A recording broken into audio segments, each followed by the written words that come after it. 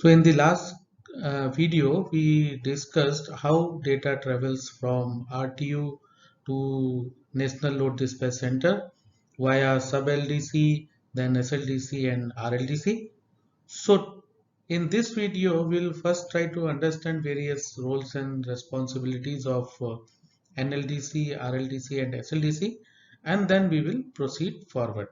So let's first understand the role of National Load Dispatch Center. So the role of National Load Dispatch Center is monitoring the operations of national grid. It also ensures the grid security. It also restores the synchronous operation of the national grid.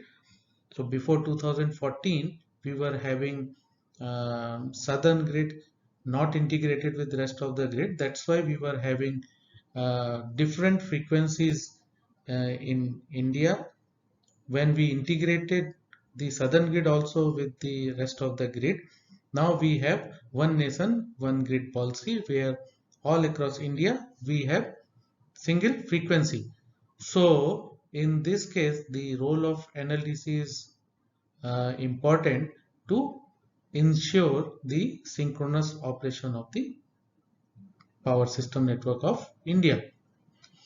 Now it also ensures the efficiency and economy of the national grid. It also ensures the monitoring and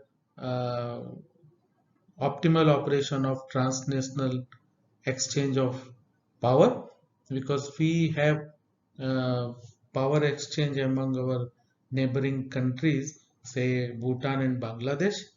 So when we exchange power among our neighboring countries, we have to make sure that the required power is being exchanged. So monitoring and energy auditing for transnational power corridor is being taken care by National Load Dispatch Center. It also responsible for dissemination of information to the regional load dispatch center, because it monitors and supervises the operation of regional load dispatch center also. At the same time, it also levies the collection of charges and fees as instructed by the CERC. CERC is nothing but Central Electricity Regulatory Commission. So now, how energy accounting is done at NLDC level? So for energy accounting, it supervises and controls the transnational links. It also supervises and controls the regional links, that is the link between various regions with the help of RLDC. So it supervises the activities of RLDC and coordinates for the inter-regional power exchanges for energy accounting. It also coordinates for regional outage plans with the help of regional power committees. So if we have any scheduled maintenance plan in a particular corridor, the NLDC will coordinate with RPC to execute that plan. Now let's try to understand the role of RLDC. RLDC works under the supervision of National Load Dispatch Center. It is an apex body for integrated operations in a particular region. Say in India we have 5 RLDCs: north, east, west, south and northeast. And in Northern Regional Load Dispatch Center, we have 8 states involved in that. So we have 8 SLDCs which are being supervised and controlled by Northern Regional Load Dispatch Center. So basically it is also a nodal agency for short-term open access. It ensures the compliances for the licensees, generating companies, the generating substations or the generating stations, or any other person concerned for power transmission in that region. What are the various roles or functions of RLDC? It ensures the optimal scheduling and dispatch of electricity, monitoring of grid operations, exercise supervision and control of ISTS, that is interstate transmission system. So it ensures the power exchange between states, keeping accounts of electricity transmitted, and ensures the real-time operations of the power system network in that region. It also supervises the SLDC which are in a particular state. Now, what is the role of state load dispatch center? So, state load dispatch center is apex body in a state. It works under the direction of RLDC. The role of SLDC is the optimal scheduling and dispatch of power plants, monitor the grid operations, keeping accounts of electricity transmitted. Other activities like real-time operations, it has to ensure and exercise supervision and control of the power system network under that particular SLDC.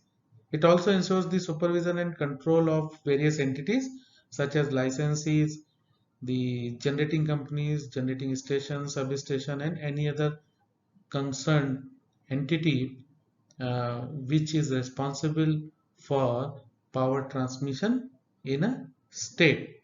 So this is the role of SLDC.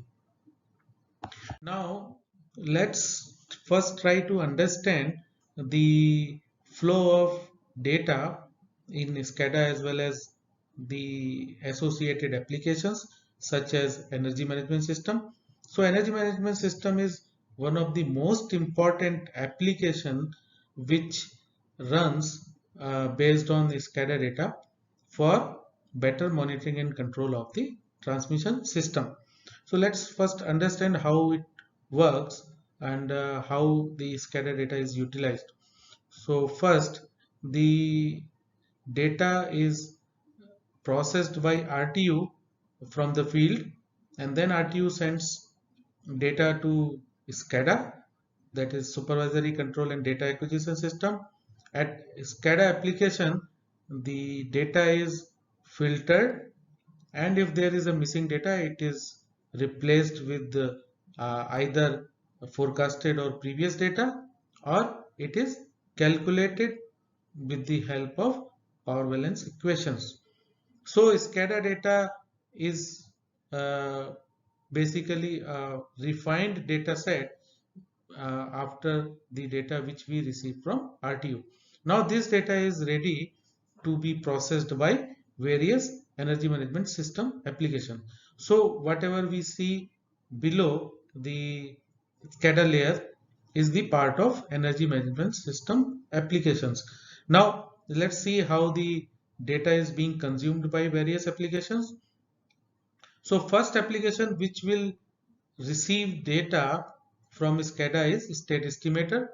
It will first process the topology of the power system network. Then this topology will be shared with the state estimator application. State estimator will execute and find out the voltage magnitude and voltage angle at all the buses of the power system network.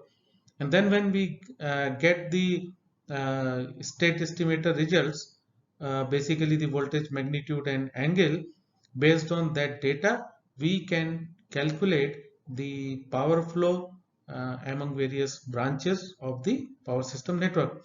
So now based on the state estimator results, we can compute all the required parameters such as power flow or the current flow at various branches and so on.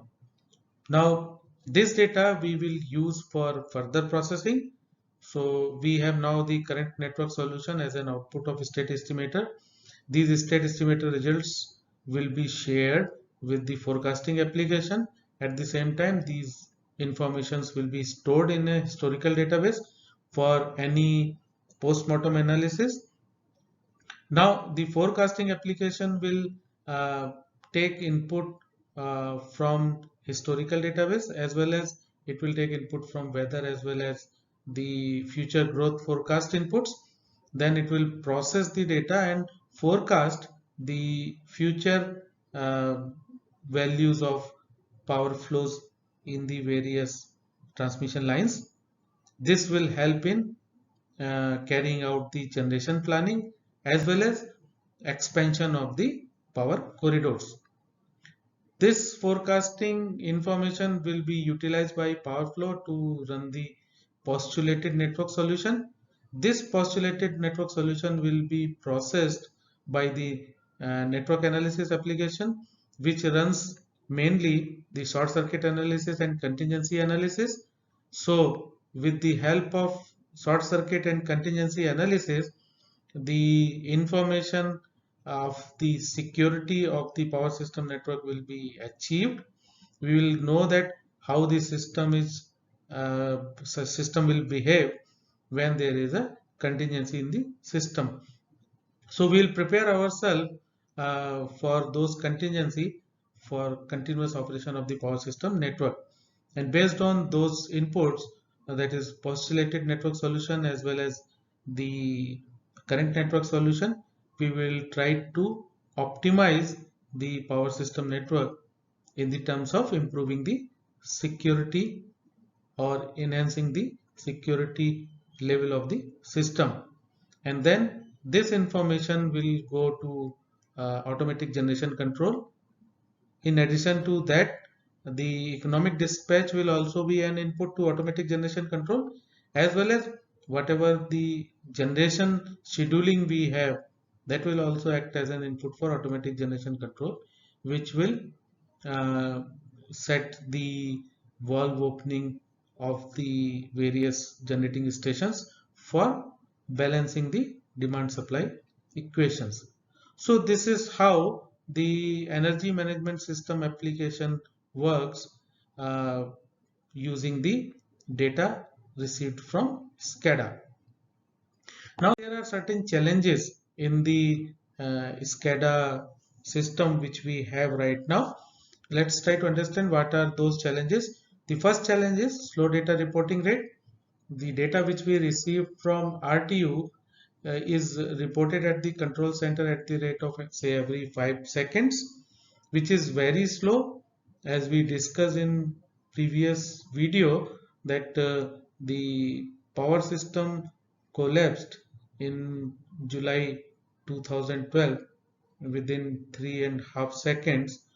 So even if we report the data from RTU after every 5 seconds, we will not be able to do fast calculation, and we will not be able to visualize the system almost in real time and save our system from any possible blackouts. So this is one of the major challenge which we have in the SCADA system. Mostly the SCADA system is centralized. It works mainly on client server architecture, which is basically the old IT architecture, and data is aggregated at the server level and information is processed at the centralized location. This itself will create lot of delays in the data reporting because of following the hierarchical data reporting structure. It is also incapable of large data handling because the system is not designed for very large data processing capabilities. Being a legacy system, we do not have a capability to process big data or large size of data in the SCADA system. Mostly the SCADA system is operator driven. Operator has to keep on seeing the single line diagram on SCADA display to see any abnormal or any contingent situation in the power system network. So there is less automation capability in the SCADA system. Most of the things are being driven by the operator. Further, the SCADA system has security issues because the SCADA system was developed in late 80s, which is where we are using right now. So at that time we were not having any concept of cyber security or power system data communication related security aspect. So because of that, we have inherent security issues in the SCADA system which we need to address. Legacy protocol is another challenge because the protocol was developed when we were having the serial data communication, and from that point onwards, the communication network and the IT system has evolved a lot, and there is a need to change the legacy protocols to adopt the new SCADA protocols. Data interoperability is another challenge. Being a OT application, the data cannot be easily transmitted from OT to information technology application. So that also needs to be addressed when we talk about the SCADA data interoperability.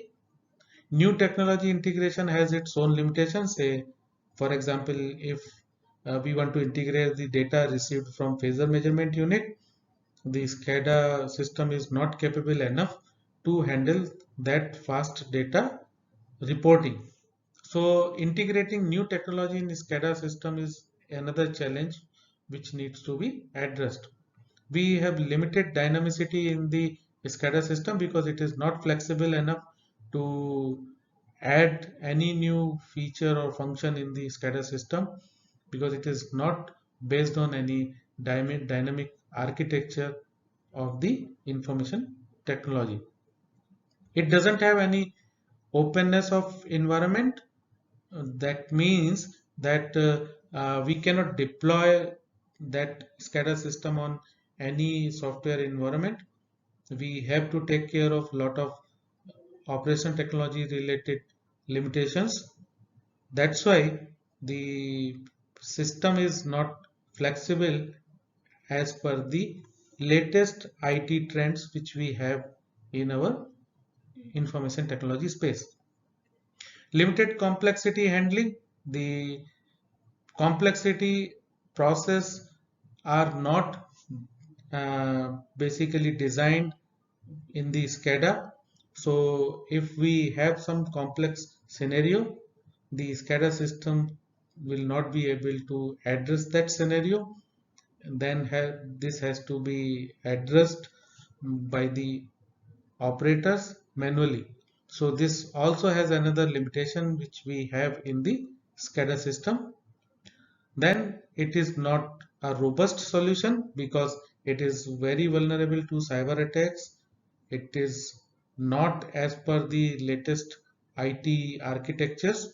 So therefore, it is not suitable to be deployed at latest IT framework. So because of that, the SCADA system needs to be modified or redesigned to address the new needs which we are seeing in the smart grid technology.